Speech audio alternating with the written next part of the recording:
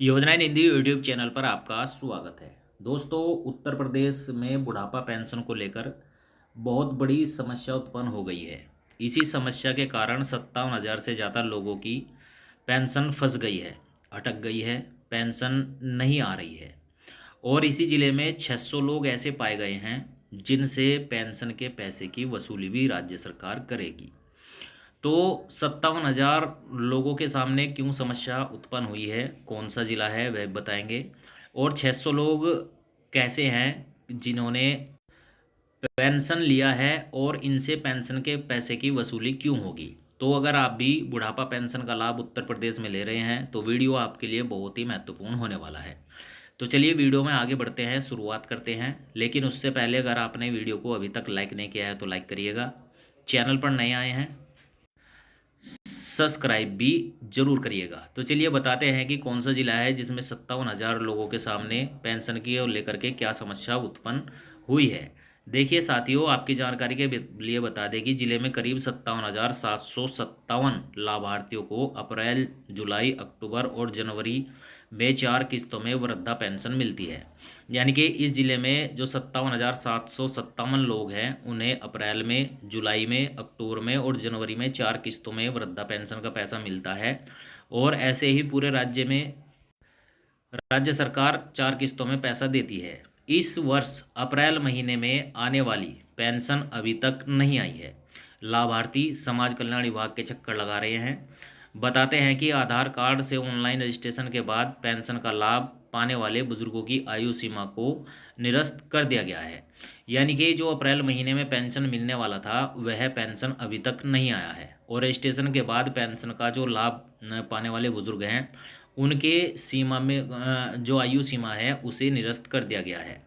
जिला समाज कल्याण अधिकारी के अनुसार नए शासनादेश के मुताबिक अब आधार कार्ड में अंकित जन्म तिथि को मान्यता नहीं दी जाएगी। ग्रामीण क्षेत्रों में आधार कार्ड के साथ परिवार रजिस्टर की नकल या ऐसा कोई शैक्षिक प्रमाण पत्र देना होगा जिसमें जन्म तिथि अंकित हो। यानी कि अगर आप ग्रामीण क्षेत्र से आते हैं तो आपको परिवार रजिस्टर की नकल या शैक्षिक प्रमाण पत्र देना होगा जिसमें आपकी जन्म तिथि अंकित हो। शहरी क्षेत्र में सहूलियत के तौर पर ration card, driving licence, passport, मतदाता पहचान पत्र और पासपोर्ट आदि में से कोई एक प्रमाण पत्र देना होगा। यानी कि अगर आप शहरी क्षेत्र में रहते हैं तो आपके पास अगर ये 5 में से कोई भी एक डॉक्यूमेंट्स है तो आपको इसे पेंशन में आपको देना होगा।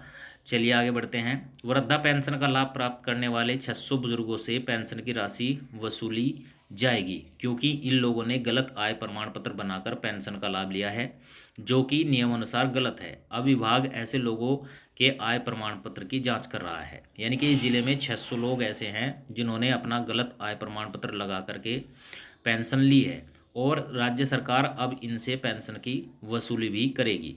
और साथियों, यह जो 57,700 कुछ लोगों की पेंशन रोकी गई है वह उत्तर प्रदेश के मुरादाबाद ज़िले में रोक दी गई है क्योंकि आधार कार्ड को अब जन्मतिथि का प्रमाण पत्र नहीं माना जाएगा और इन लोगों ने अपना कोई शैक्षिक प्रमाण पत्र या परिवार रजिस्टर की नकल नहीं लगाई है। तो इसी वजह से इन लोगों की पेंशन पर राज्य सरकार ने रोक लगा दी है।